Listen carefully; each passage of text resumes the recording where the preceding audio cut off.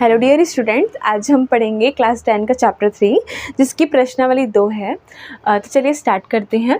Question कुछ इस तरह से है, निम्नलिखित वर्ग समीकरणों का गुणनखंड करके उनके मूल ज्ञात कीजिए। ठीक है, वर्ग समीकरण एक चर का द्विघात समीकरण जो है वो समीकरण यहाँ पे दिया हुआ है, उसका हमको क्या करना है, गुणनखंड। गुणनखंड मतलब होता है गुणा करके दो भागों में हम बांटेंगे, बीच वाला जो भी पद होगा देन उसका फिर है ना मूल ज्ञात करेंगे। मूल मतलब x की जो भी चर है ना उसकी वैल्यूज को क्या बोलते हैं, मूल। ठीक है, तो क्वेश्चन देखते हैं। क्वेश्चन दिया है 9x² minus 3x minus 2 is equal to 0।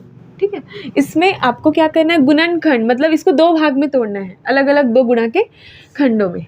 ठीक है, तो उसके लिए हम क्या करेंगे, ये जो बीच वाला पद है ना -3x, इसको हम दो भाग में तोड़ेंगे, देन फिर कॉमन वगैरह निकाल के पूरे एक समीकरण को दो गुणनखंड में तोड़ दिया जाएगा। ठीक है, तो इसके लिए क्या नियम है कि ये जो है, ये जो फॉर्मेट है उसका फॉर्मेट क्या है, ax² plus bx plus c is equal to 0। अगर मैं इसकी तुलना करूँ तो a की वैल्यू कितनी है 9, b की वैल्यू कितनी है -3 और c की वैल्यू कितनी है -2। ठीक है, अब हमको क्या करना रहता है, गुणा करने पे ना ये a इंटू सी लाना होता है। ठीक है, a इंटू सी मतलब 9 इंटू -2, तो कितना हो गया -18। मेरे को गुणा करने में कितना लाना है, -18, और जोड़ने घटाने पे हमको क्या चाहिए होता है, b की वैल्यू चाहिए होती है। b की वैल्यू कितनी है -3। तो आपको इस तरह से बीच वाले को तोड़ना है कि गुणा करने पर जो दो भाग में टूटेगा ना उसमें गुणा करने पे हमको -18 मिले और जोड़ने घटाने पे वापस यही संख्या वापस मिले। ठीक है, तो ऐसा कब पॉसिबल होगा, तो आप सबसे पहले गुणा करने के लिए देख लो कि किसमें किसमें 18 आता है। तो पहला तो 9 की टेबल में 2 टाइम्स में 18 आएगा, या 2 की टेबल में 9 टाइम्स में आएगा। दूसरा 3 की टेबल में जाता है तो 3 की टेबल में कितने बार में आएगा, 6 टाइम्स में आपका 18 आता है। ठीक है, क्या इसको जोड़ने घटाने पे हमको ये 3 मिलेगा। ठीक है, तो हम घटा के देख लेते हैं, जोड़ने पे तो नहीं मिलेगा, 9 मिलेगा, घटाने पे हमको 3 मिल जाएगा, है ना। हमको क्या चाहिए, 3 नहीं चाहिए, हमको क्या चाहिए, ऋण 3 चाहिए। तो किसी एक में मैं ऋण का चिन्ह लूँगी और वो मेरे को आंसर ऋणात्मक है तो मेरे को किसको लेना पड़ेगा, बड़ी संख्या में, क्योंकि बड़ी संख्या में ऋण का चिन्ह होता है तो घटाने के बाद हम संख्या में ऋण का चिन्ह लगाते हैं। ठीक है, तो मैंने यहाँ पे ले लिया +3 एंड -6। ठीक, तो देखो गुणा करने पे हमको मिलेगा -18 और इसको मैं घटा दूँ तो 6 में 3 गया 3 और यहाँ पे बड़ी संख्या का चिन्ह 3। तो जो हमको चाहिए था वो सेटिस्फाई हो रहा है यहाँ पे। तो हम आगे बढ़ते हैं और इसको तोड़ेंगे 3 - 6 में। ठीक है, इस तरह से 9x² मैं -3 को यहाँ पे क्या लिख दूँगी, 3 - 6 था, बड़ी संख्या में ऋण था तो -6 + 3। ठीक है, x तो रहेगा ही, x है ना, क्योंकि इसको घटाऊंगी तो कितना आएगा, -3x आएगा। ठीक, गुणा करूंगी तो 6 × 18 और x² जो चाहिए हम। ठीक, is equal to -2 is equal to 0। ठीक है, अब दो भाग में टूट गया मध्य पद, अब इसको गुणनखंड बनाना है। तो फर्स्ट वाले जो है ये दो की जोड़ी बन गई, देन अब यहाँ पर जो भी उभयनिष्ठ है पहले हम यहाँ पे लिखेंगे। ठीक है, तो इस तरह से अब हम यहाँ पे देखते हैं कि दोनों में उभयनिष्ठ क्या है। यहाँ पे x है, यहाँ पे भी x है। ठीक, तो यहाँ पे एक बार मैं x लिखूंगी, यहाँ पे 9 और यहाँ पे 6 है। ठीक है, तो देखो ये 3 की टेबल में आता है ना, 3 की टेबल में आपका 3 भी आता है, 2 भी, 6 भी आता है, 9 भी आता है। तो दोनों में ही मिनिमम क्या उभयनिष्ठ है, 3 उभयनिष्ठ है। ठीक है, तो मैं यहाँ 3 उभयनिष्ठ निकाल देती हूँ। 3 की टेबल में 9 कितने बार में आता है, 3 बार में आता है, तो मैं यहाँ लिखूंगी 3। गुणा करने पर यही मिलेगा ना 9। ये एक x मेरा कॉमन निकला हुआ है तो एक x यहाँ से बचेगा। ठीक है, इधर उभयनिष्ठ निकल गया।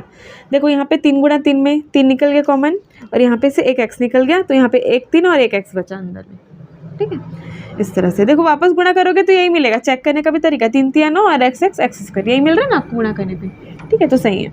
देन मैंने 3x यहाँ से कॉमन निकाला तो यहाँ से भी निकलेगा, x कॉमन निकल गया तो यहाँ x नहीं बचेगा।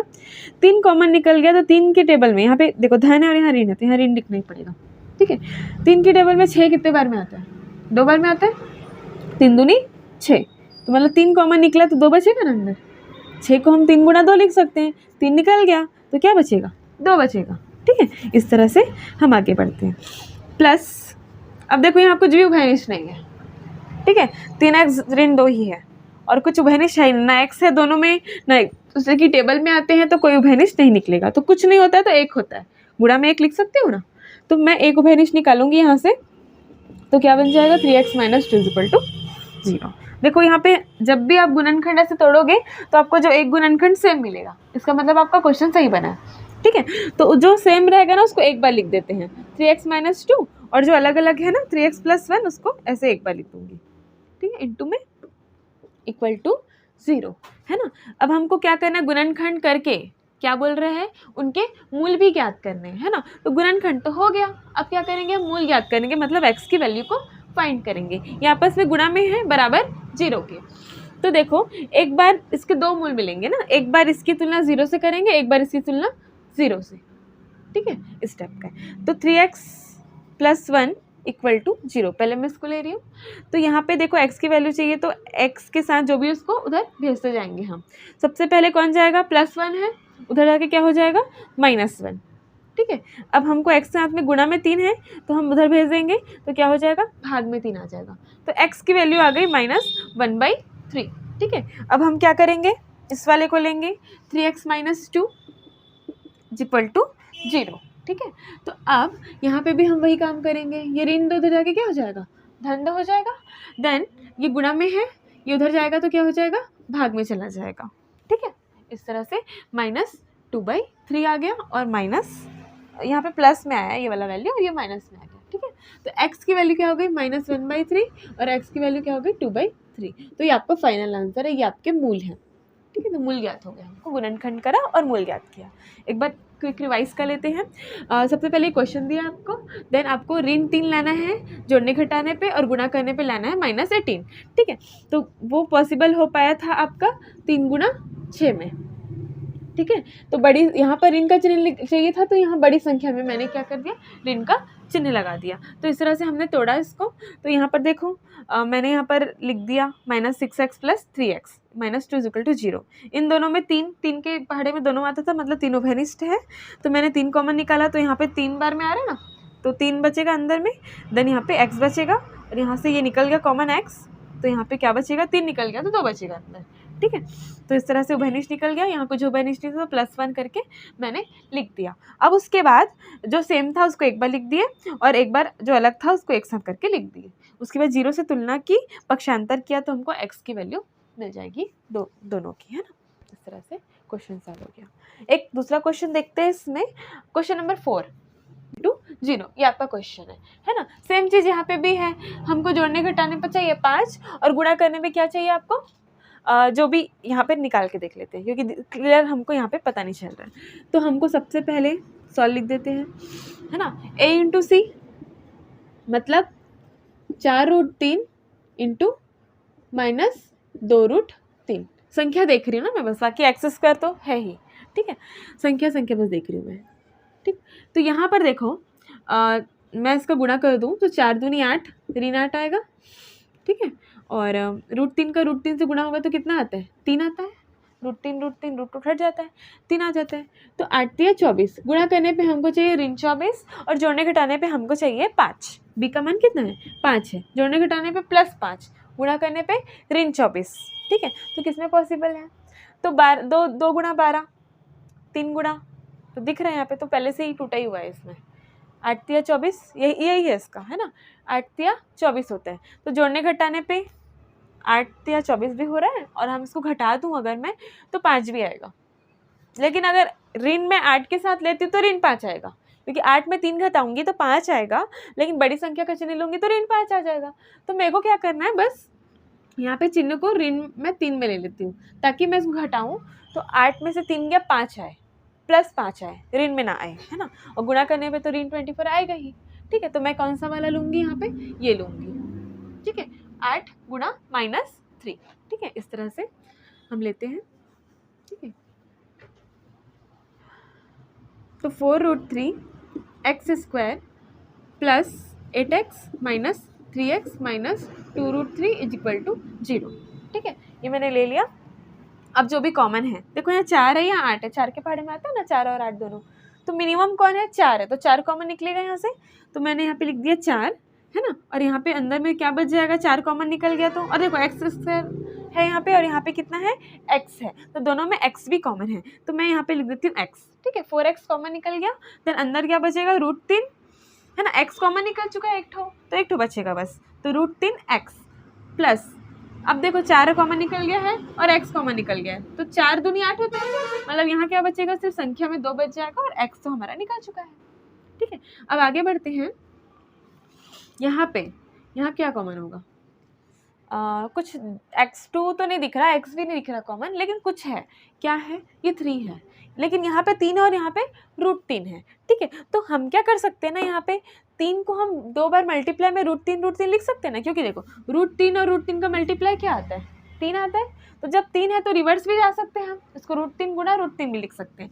तो हम क्या करते हैं ना, यहाँ पे मैं एक स्टेप बढ़ाई देती हूँ, इसको मैं √3 गुणा √3 लिख देती हूँ। ठीक है,